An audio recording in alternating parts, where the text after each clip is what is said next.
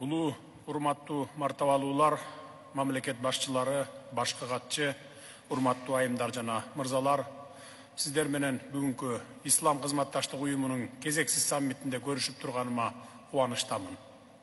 Салттуу, жылуу меймандостук жана иш-чараны мыкты деңгээлде даярдагандыгы үчүн Ыйык мечиттин камкорчусу, Сауд Аравиянын падышасы, улуу даражалуу Салман бин Абдулазиз Аль Саудка жана Сауд Аравия падышалыгынын Мураскер ханзадасы жана министрлер кеңешинин төрагасы улуу даражалуу Мухаммед бин Салман Аль Саудка чын ыхласымдан ыраазычылык билдиремин.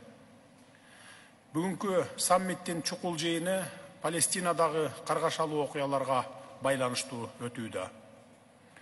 Бул чыр-чатактын кесепетинен жакындарын жоготкон үй бүлөлөргө жана бир айдан ашык убакыттан бери күчөгөн зордук зомбулуктун натыйжасында эбегейсиз жоготууларга жана кыйынчылыктарга дуушар болгон бардык палестиналык жарандардын кайгысын кыргыз эли тең бөлүшөт.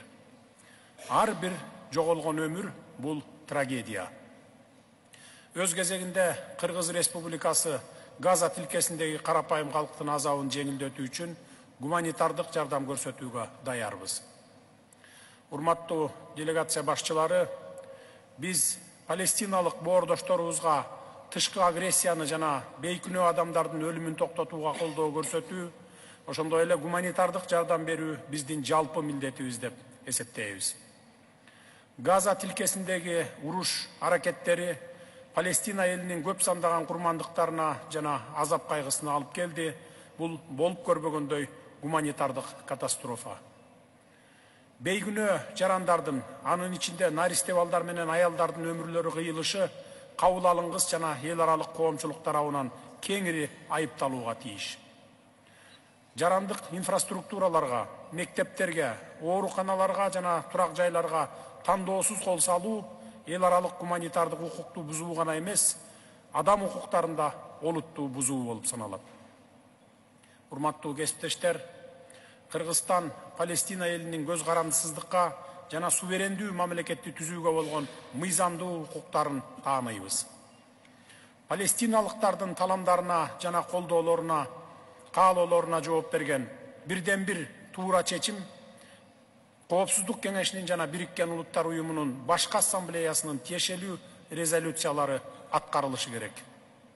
Буга байланыштуу биз Коопсуздук кеңешинин жана Бириккен Улуттар уюмунун башкы ассамблеясын эл аралык коомчулуктун атынан Газа тилкесиндеги зордук зомбулукту токтотуу жана Газа тилкесиндеги коопсуздук кризисин жөнгө салуу үчүн эффективдүү жана чечкиндүү чараларды көрүүгө чакырабыз.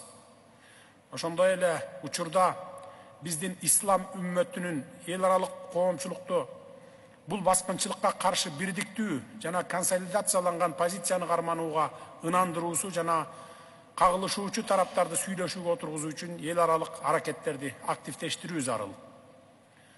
Чыр-чатактын катышуучулары жарандардын өмүрүн коргоого артыкчылык берүүсү жана Бириккен Улуттар уюмунун негизги документтеринде бекитилген эл аралык гуманитардык укуктун универсалдуу эрежелерин урматтоосу өтө маанилүү.